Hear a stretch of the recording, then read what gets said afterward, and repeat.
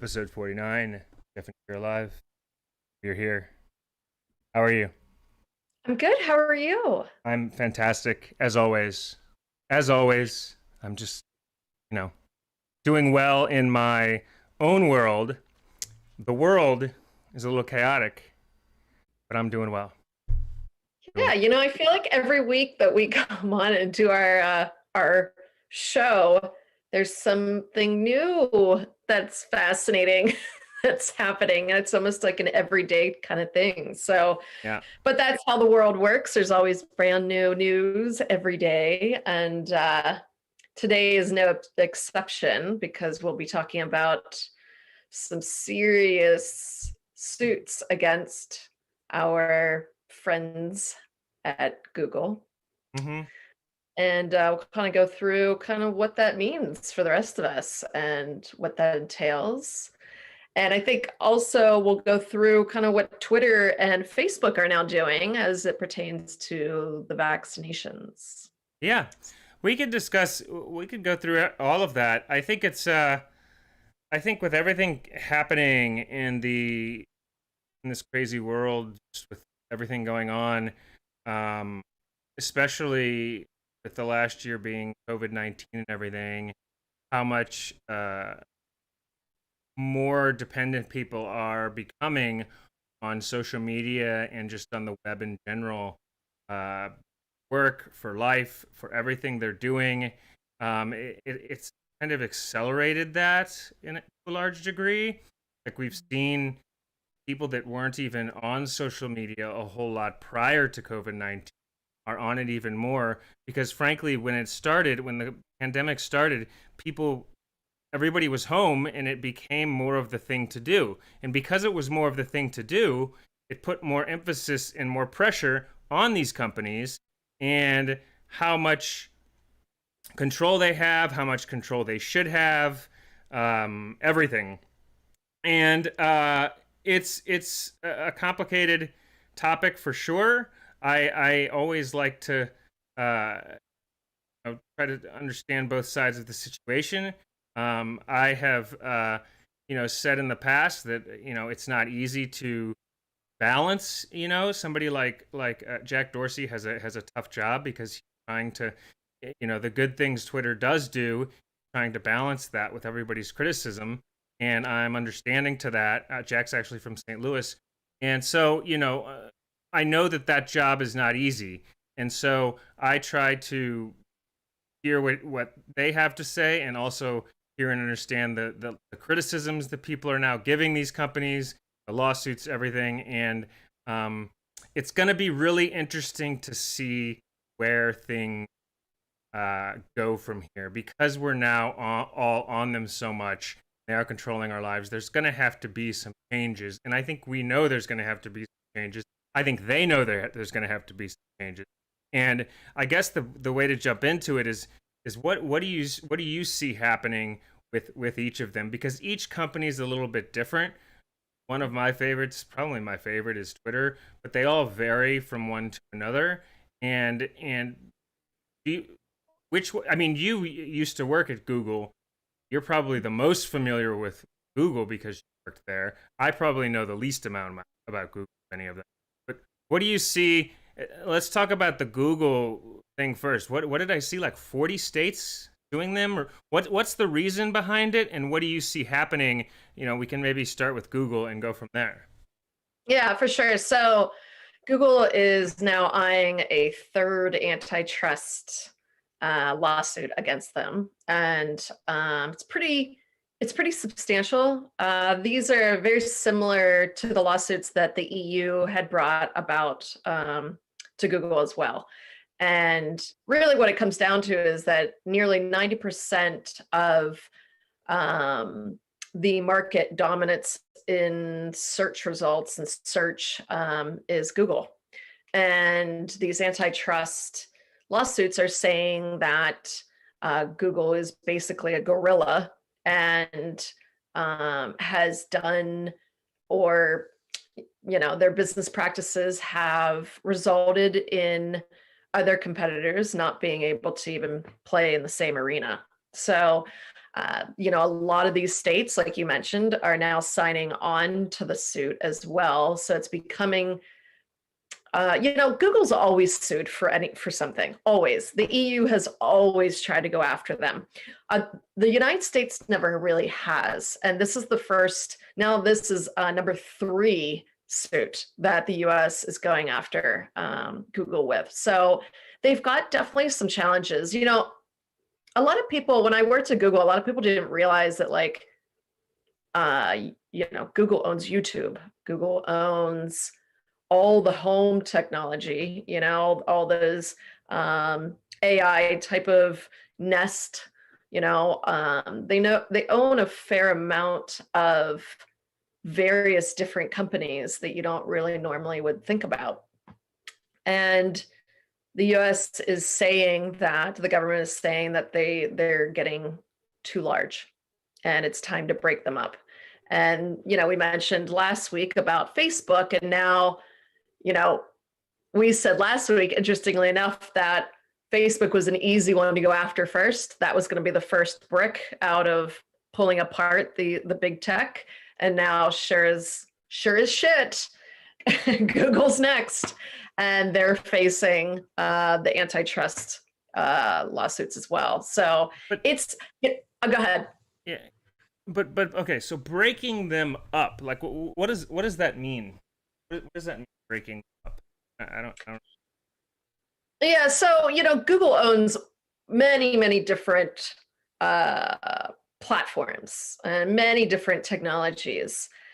For example, Google has a full stack type of advertising platform that is sold to advertisers, like DoubleClick. So if you ever hear the word DoubleClick in the news, that is the advertising arm. So 90 to 99% of the advertising that you see on the internet runs through DoubleClick. That's substantial when you're talking about literally billions of dollars. Mm-hmm. That more than 90% runs through DoubleClick, which is owned by Google. That's the problem, is that no other company could even remotely try and compete with that. You've got Firefox, you've got DuckDuckGo, you've got all these other platforms that, other people use, but can't even remotely touch Google. It's just too big. It has too much of a market share. And that's where it becomes a problem. And that's where the government wants to see if they can limit the amount that Google has within the control over the advertising specifically. Can they do that? Is the government allowed to do that legally, to step in?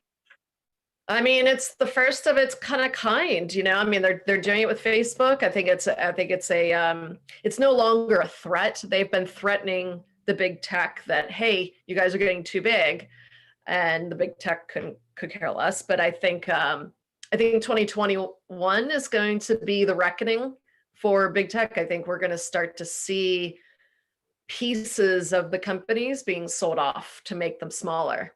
Whatever that might be. Google may sell off certain pieces. They own Android. I mean, Google's massive.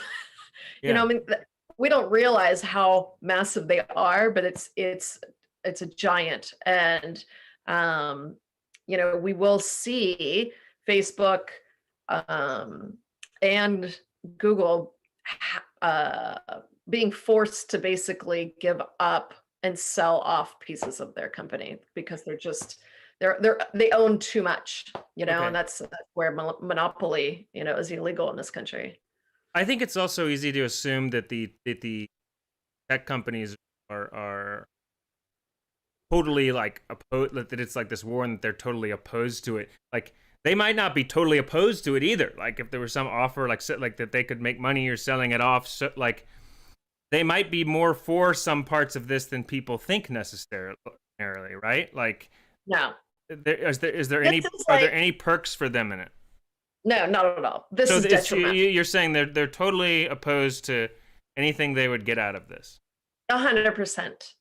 This is completely detrimental for both Facebook and Google. This is not what they want at all. There is no piece of a company or of the companies that they're like, this piece isn't doing well, we're just gonna sell it. No, they wouldn't make They money will. in that. No, they make plenty of money. Google's, I mean, all you have to do is watch Google stock and be on the shareholders calls, and they're doing just fine. You Mm. know, the minute someone comes in and forces you to sell something from your company, it's not a good thing. And every piece of Google's company, or I should say Alphabet, is doing pretty well. I can't think of an arm within Alphabet that is bombing. There just isn't, so So then, uh, so yeah. then what happens? So if that happens, like say the government is setting in all that wins, like say the government wins everything, then what happens, and what does it look like then? Like, It depends. It depends on what what the lawsuit entails, or what the government is asking them to do, or what, hi. this is for those watching visually, Kira's cat is saying hello on the to the microphone. Oh, this is Storm. Storm. She's always very, it's funny, Geoff and I started our show like right when I fostered my kittens, and now they're 2 years old. They're no longer kittens, but I still call them kittens. They're And growing I was up. bottle feeding them whenever Geoff would come over, and we would film and do our podcast, record our podcast, and I was bottle feeding kittens. so Geoff has been around for The to whole watch the girls grow up. I But have for in any sure. event, yeah. So the Federal Trade Commission plus the 40 state attorneys Hmm? are accusing Google and Facebook of buying all these rivals up in order to maintain their dominance. That's illegal in this country, and they are claiming that they want to have a little less control, in terms of how much the ownership of the online industry. I mean, all of digital marketing is owned by Google and Facebook, and primarily Google. So what it's going to look like is a big question mark. It really depends on, what the government tells them to do, if the government does win these cases, which, Yeah. to be frank, is plausible. This is not the first time the company has been accused of antitrust violations. This is, like I said in the beginning, I mean, this is, they've always denied it, of This course. has been going on for a long time. Oh Yeah, my God. way back. Forever. Yeah. I mean, forever. I mean, there's a reason why Google created Alphabet, in order to have a parent company, because Google was getting so big that it couldn't handle all of the other arms that they, Google's in medical, they're in automobile, I mean, they're in everything that you could possibly think of. And the other ones are doing the same thing. They're all getting into everything. Yeah, exactly. Yeah. So we'll see, what it's going to look like. I think there's going to be a massive power shift away from the big tech and providing a little bit more of a competitive nature as it pertains to technology and what they're allowed to own and how much they're allowed to own in the US. I think most citizens, most just people, everyday people are for this, right? For the government cracking down on them. That seems to be most people are for, or what? What's the I'm not really sure what the sentiment is public? out there in terms of, I have to imagine, I think with everything going on as it pertains to Twitter and Facebook and how heavy-handed they are becoming with censorship, like YouTube, same thing. I have a feeling most people are like, okay, I'm sick of like 3 companies owning all of the entire industry. I mean, it's getting a little too crazy. Yeah. Um, so, I think it'll be really interesting come 2021. I think it's interesting that they're filing the suits at the end of this year, because I think that's going to be a precursor of what next year will look like. I think in general, 2020 has been the correction year where, you know, shit was hitting the fan, okay, with a pandemic, but it also gave opportunity and to us to pause as a society and really decide, where can we trim the fat? Who's doing too much, who has too much, power.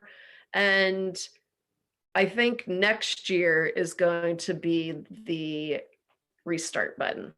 And I think there's going to be a lot of different changes. And that Next year could is be going a to be 5 to 10 year thing taking place, right? Over the course of I think it's going to be years. less than 5 to 10 years.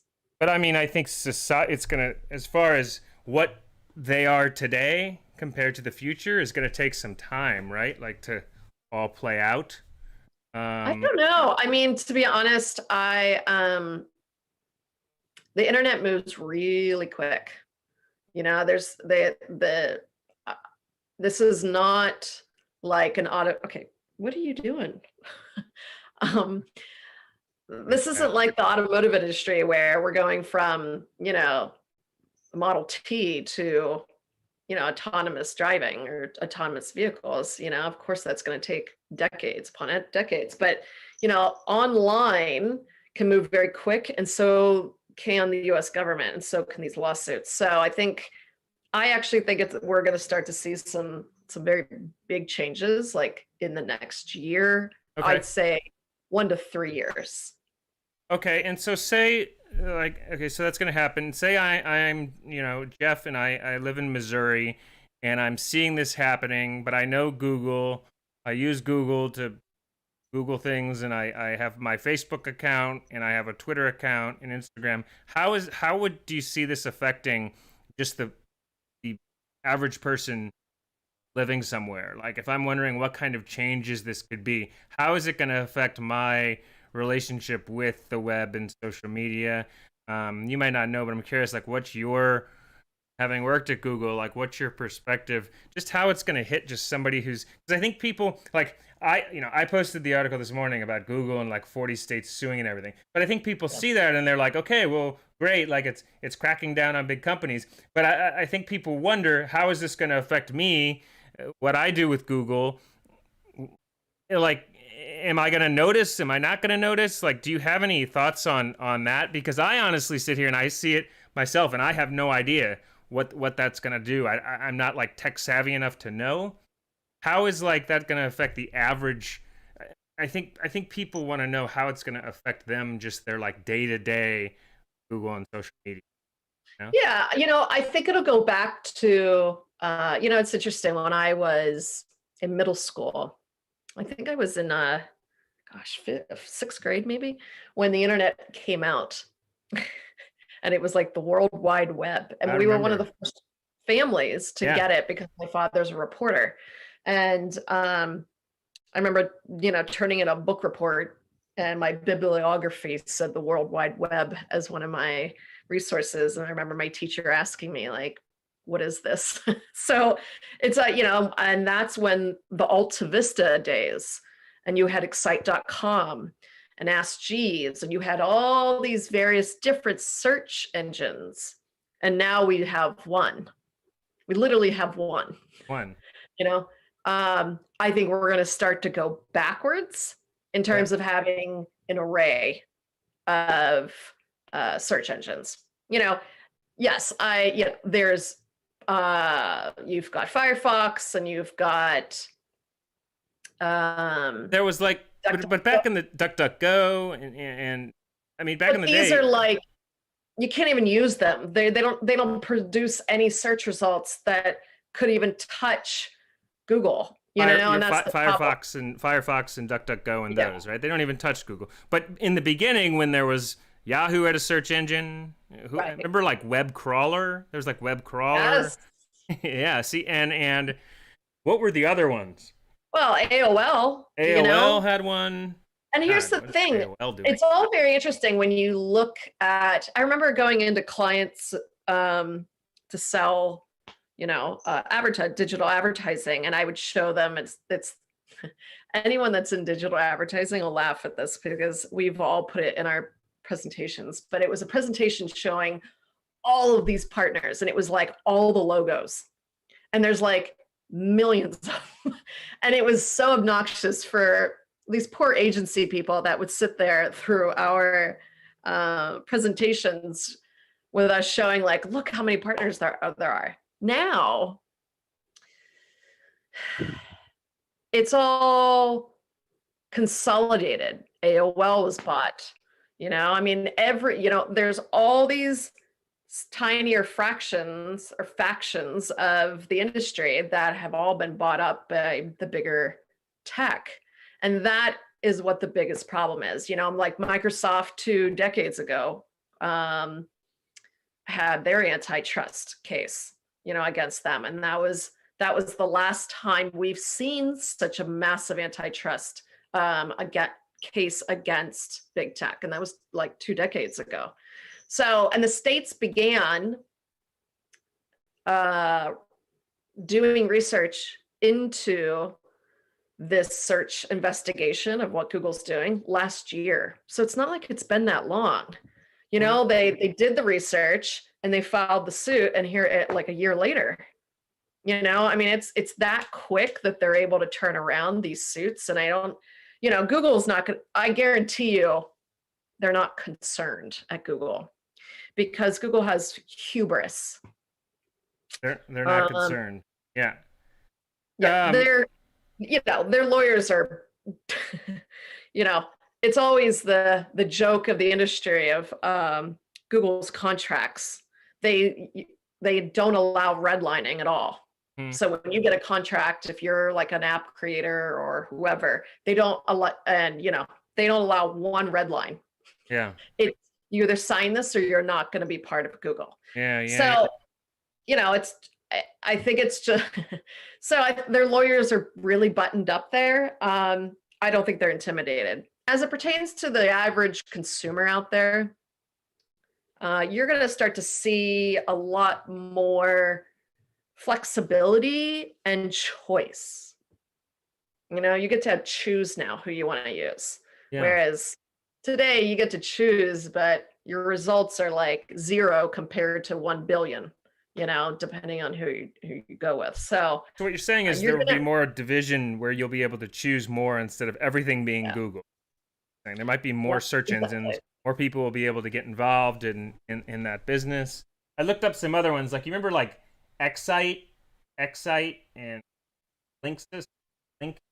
Remember those old search engines? I remember having an Excite email. Yeah. Infoseek. I remember that. Infoseek, classic. You remember Lycos? There were so many. In Google's original. So many. Alta Vista. Vista. Ash Jeeves. MSN had one. Yeah, and then it all eventually went to Google. I mean, we've got DuckDuckGo and such now, but yeah, really is something else. All right, so you think it'll become more split up in that way? I know we kind of talked more about Google today. Last week we kind of covered the other ones. We talked more about Facebook and Twitter and such.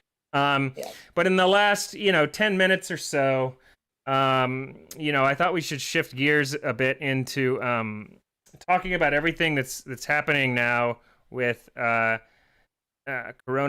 or COVID-19 and the vaccine that's coming. There's what 2 or 3 different vaccines, Moderna, and what are the other ones? Pfizer has one. Pfizer, Moderna, and then there's a new one that's going to be emergency. I don't know. It's hard to keep them straight. I know Moderna, Pfizer, the big one. There's another one that's good. They're going to put through quickly, and I can't remember the name of it. AstraZeneca. I think they're all going to be relatively the same. It's just AstraZeneca. So like what we Lightly touched on this last week, but I know you've been saying your opinion on it in the vaccine. Like I know in we talked about touching on it today. What are your thoughts on everything with vaccines coming now? Obviously, this horrible virus has just been devastating for everybody. We're now at the point where we have vaccines, and people are obviously excited to get it. They're going to do. I think Joe Biden's going to get it next week. They said. I think Mike Pence is getting it this week. Uh, by the way, hi Lee, hi Johan. See you guys. See our guests here. Good to see you guys as always. Um, as far as the vaccine, what are your thoughts, Kira? Let's hear your thing. I think the biggest concern I have right now, as it pertains to the role that social media plays in information provider, is that they're now going, Twitter announced and Facebook also just announced that they will be taking down any vaccination information that someone might post that they deem to be violation against their new rules. If a person is, you mean hesitant to take it or such? Like if a person I think it's any misinformation. What's considered that? Well, I guess that's the problem, where it's funny when you're on Instagram and you're shadow banned. I'm sure everyone's heard shadow banned. You never really know why. Yeah. You don't get an email from Instagram and say like, hey, this is why, your photo had a nipple and this is why we took it off. Usually you don't get that. They just shadow ban you and you have no idea. All these companies work in a black box and you're kind of at their, you're kind of chained to them and you're like pleading like, oh, what's going on? Why am I shadow banned? I don't know. We don't really know. What does Twitter consider misinformation of vaccinations? What does Facebook consider as misinformation? Will they take something down when someone says, here are the risks of taking a vaccine? Because if they are, that would include like NBC News, because NBC News has been covering the side effects. They have been. The news stations have. Right. So then are they going to start to take down the news? They shouldn't, things shouldn't be taken down if people have hesitancy about things and such for whatever reason. Maybe somebody has allergies or whatever. Like people should be able to state their hesitancy and such on social media. I don't see why they would be taking down people's personal opinions about vaccines and such. It's obviously I think that overall. What's up, Vernon? How you doing, Vernon? Good to see you here. Vernon's here as always. He's one of my buddies. I got to do another Mandela Effect video soon for you guys. I got a couple on tap. I mean, my personal opinion is, when it comes my turn to take the vaccine, if I have to take it for work or whatever, I'm gonna take it. I've had vaccines and such in the past. If I have to take it for work and stuff, I'm gonna if it's whatever happens. I mean, it's been approved. They've done testing. They've gone through it. And, like, when I gotta take it, I'll take it. That's my take on it. I understand some people have hesitancy and such, but for me, it's for the greater good. I'm not like gonna run there and take it. I'm gonna like wait until it's my turn or whatever when I have to take it for work. I'm not like running and knocking down the door, but I want to take it because I think it's for the greater good and stuff when it comes to be my time. I'm not gonna deny taking it, or talk smack about it. I mean, at this point, I don't want to be the first one to take it. If someone requires me to take it right this second, I won't take it. I don't think it's I'm a little concerned that they can create a vaccine in 5 months from a virus that they just came out 8 months ago. We have so many other different viruses that are out there, and we haven't been able to create a vaccine for those, and yet we create this one, in 5 months. I don't know. Maybe in a year or two, maybe I would get it, but I don't like the side effects that are coming out, and I realize, that all vaccines can have severe side effects, and you can be allergic to it. But with this one, they want you to get the vaccine and sit there for like an hour afterward to make sure that you don't have a severe reaction. Mm-hmm. I don't know that the flu you have to do that. You know what I mean? That tells me that this is a very serious vaccine that you're putting in your body. That they want to make sure that you're not going to have some severe reaction, and I just am a little leery about that.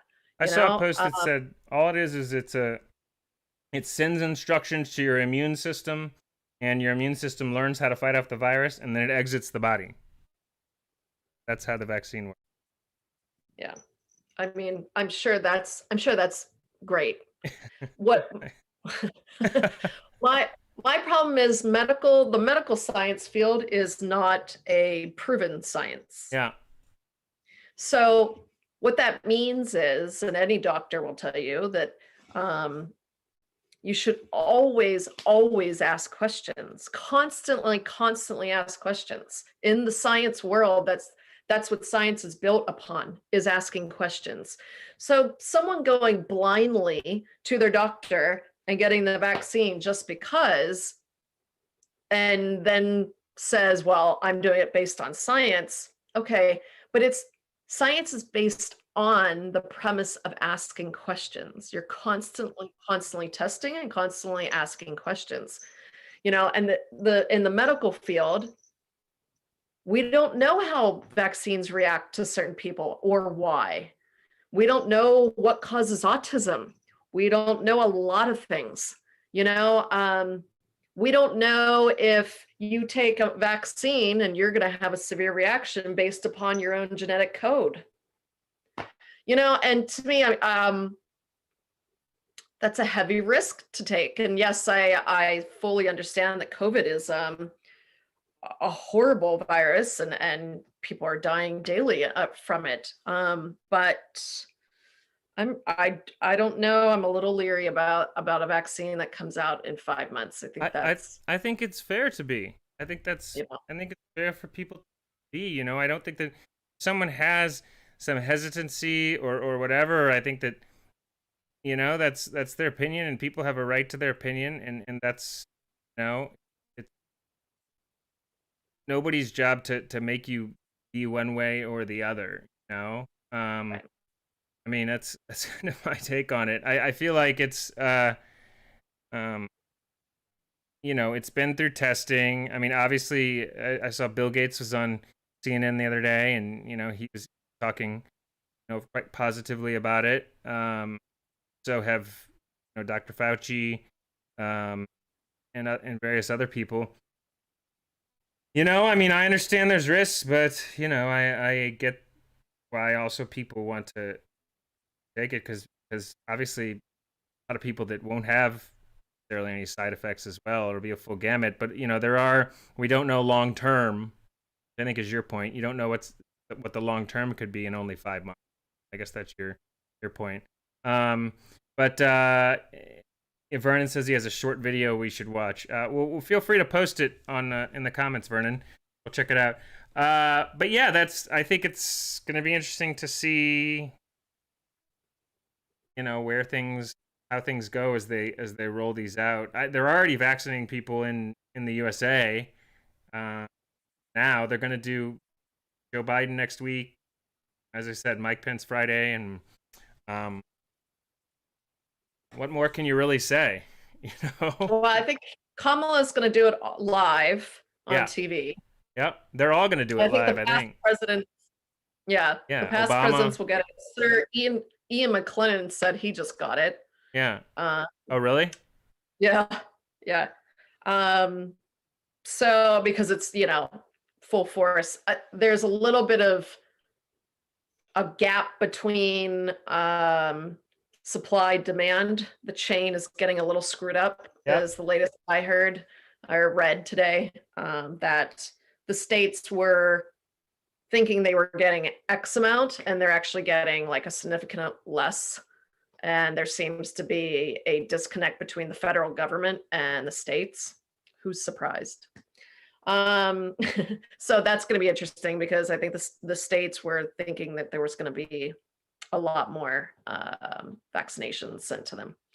So we'll kind of just there are have to, lots of chaos with that, with where it's being shipped and how many there are and how many, yeah, and one thing you mentioned, which I also thought was interesting, which you touched on, was I saw Scott Adams. I need to watch the interview, but he interviewed somebody who's an expert on DNA, and he was going to ask them if you can measure. He was going to talk to them about if your DNA could have an impact on coronavirus, like if certain people's DNA has an impact where they can fight it off easier versus others. He's going to ask them that, and then he was also going to ask them. I think one of his viewers asked him about vaccines, and if your DNA can cause you to have a reaction versus not have a reaction. And isn't that interesting? Just as far as the future of everything, as far as medical, just everything really. If you could take people's, I mean, some people are going to say, oh, it's scary, but everything, but I don't really think it's scary. If you could find out in your DNA if you're more prone to certain diseases, reactions because of allergies to certain things or to vaccines. I'm gonna watch that interview because I'm curious what that guy said. But I think it's really interesting that maybe in the future we'll be able to know how our DNA, and 23andMe and those websites are already doing this. You can go on 23andMe and you can find out what illnesses you're more prone to because of your genetics. You can go, and there's like a long list of them. And I see no reason that doesn't become more advanced as far as being able to know what you're more prone to.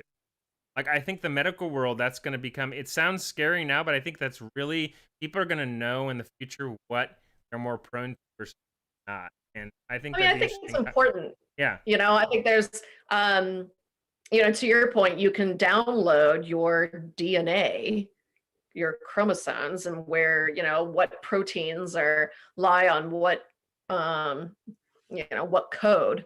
And I actually downloaded mine and uploaded it to a site. It's a little glitchy because it's free, but it's Prometheus. I don't know if anyone's used it, but it gives you some serious health information. It Really?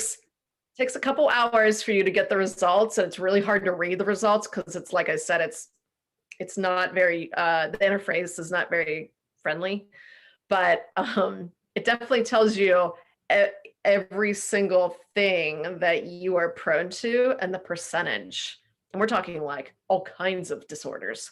What's this website? Autoimmune to like everything. It's actually a cool site. I enjoy kind of getting like super nerded out on it. But what is it? I saw a study that just came out 2 months ago. Yeah. About birth control and the birth control implant that goes in. You can get an implant into your arm. I used to have it, actually. I took it out because I don't like alien implants in my body. But they discovered that by looking at the genetic code of certain women, that this particular birth control can cause weight gain, depending on if you have a specific protein on a specific DNA. Now, what's interesting about this is every single doctor tells every woman out there that birth control does not cause weight. Every single time. And yet there are millions of women that deal with so many horrible side effects from birth control, and yet every doctor tells them, no, it's not from the birth control. And now, literally 2 months ago, they're still trying to figure out if they can put a cause and effect between if there's specific, if you're genetically more prone to be have the side effects of a birth control, for example, than other people, depending on what the protein is showing on the gene. Birth Wow. control's been out since the 60s, and Yeah. we're just getting this information now. So you can trust the medical field. Every doctor will tell you under the sun that birth control does not cause weight gain, and yet you have millions of women who are gaining weight on their birth control, and they're like, my life habits have not changed. I'm eating just the same and I'm working out just the same. And the only thing that's changed is the birth control. And now the doctors are wising up, and researchers are looking at genetically, are you more predisposed to gain weight on a specific birth control? And the reason I bring that up is because this has ramifications on lots of things like vaccines. You can see if you are more prone to the side effects of a vaccine. They haven't gotten there yet, though, like with the research. Yeah. Research equals, you have to have money to do research of this stuff. So they can do it for certain things, but shit, I wonder how long they were looking to get grants to do the birth control study. Yeah. It's just interesting. I think to your point, it's going to be more and more about the genetic code and who is more likely, depending upon what proteins are showing up on on the chromosomes. Yeah, I think so too. That's very interesting though about birth control, and I do agree. It does, like, it's taking a long time, these things, to play out and to do the research. It's long and drawn out. Teresa Lynch says she spoke to CVS last week and they told her to be careful about allergies and any medications because it could be dangerous and such. It looks like some CVS is saying not to take it, she said. I've met, what's interesting, and Teresa, thank you for adding that. I know people that are, their parents are doctors or medical researchers, and they're saying not to take it. And they're saying that they're not going to take it.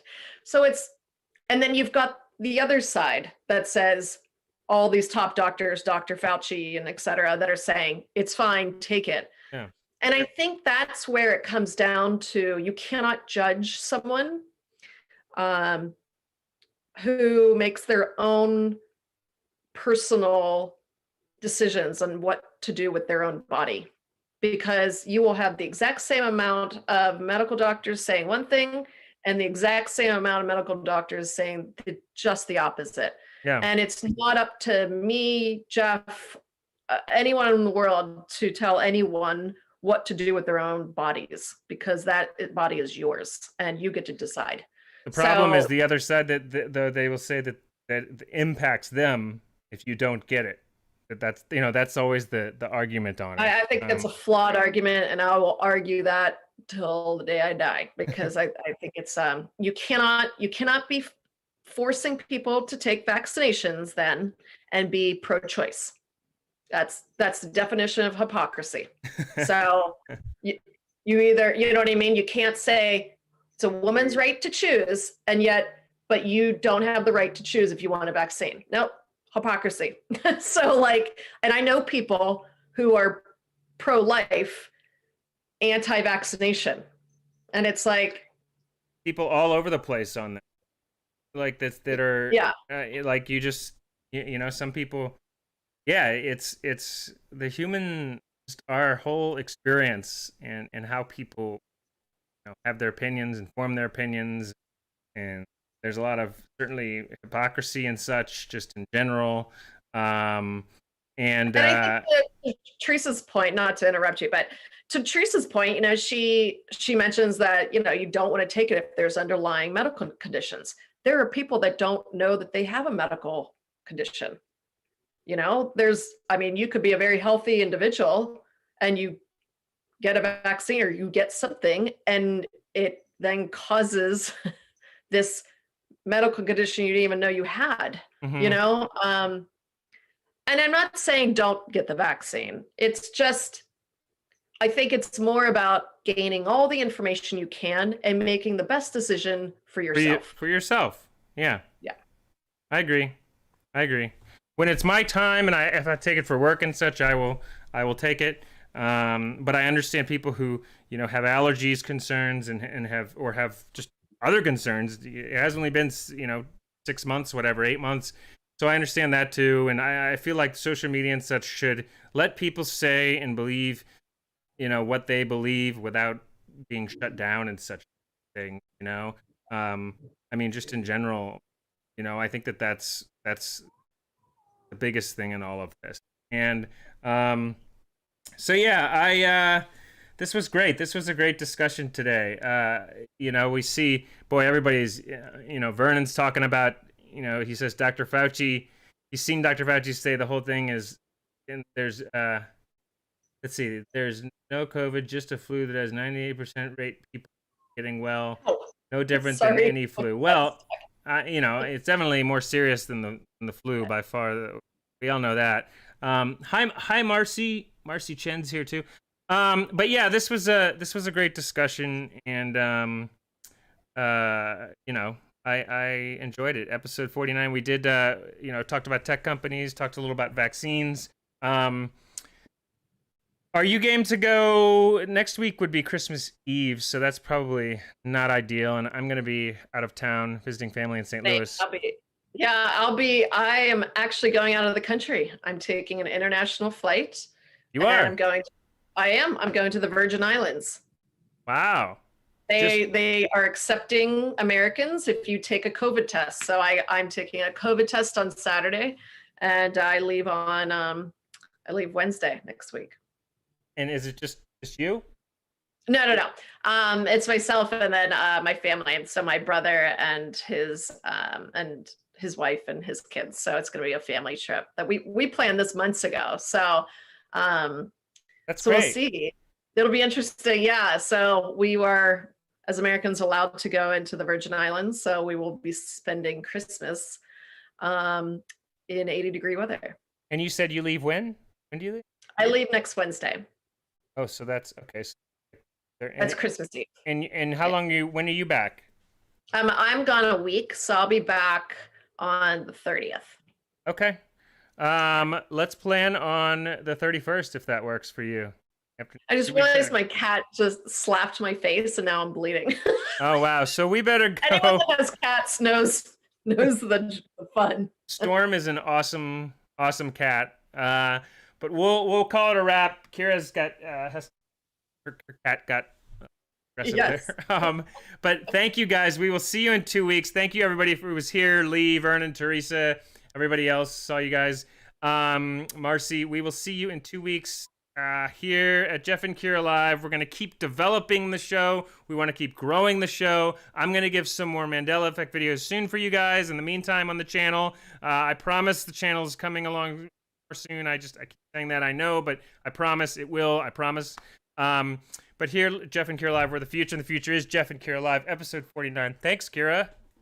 Happy holidays, and so grateful to everyone that joins our show and enjoys it and comes every week. I really I love spending time with you guys, and Geoff, happiest holidays to you, my friend. And Michael Fontaine, I see you there. I see all you guys. Happy holidays, and see you in 2 weeks. Bye, guys.